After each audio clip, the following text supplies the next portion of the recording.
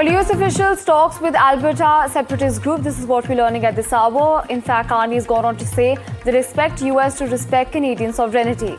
This is an important statement coming in from Canada, where Mark Carney has in fact gone on to say that I expect the US administration to respect Canadian sovereignty. My apologies.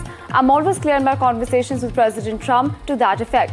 Now, this is an important statement coming in from the Canadian Prime Minister Mark Carney, where he's asked about reports. This was the statement that he gave that Trump administration officials had held meeting with Alberta separatist groups. Let's also listen into the reaction coming in from him. Premier Smith's comments just then. We expect the U.S. administration to respect Canadian sovereignty. I'm always clear in my conversation with President Trump to that effect, and then move on to what we can do together. Thank you. Well, going back to my colleague Aditya on this, Aditya, as there is information that US officials have spoken with the Alberta separatist group, Mark Carney has once again reiterated that Canada's sovereignty, my apologies, must be respected. How exactly do you view this development coming in?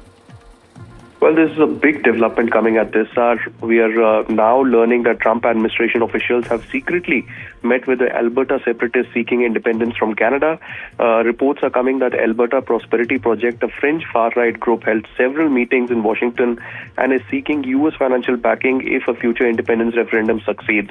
U.S. officials say the meetings were routine and involved no commitments.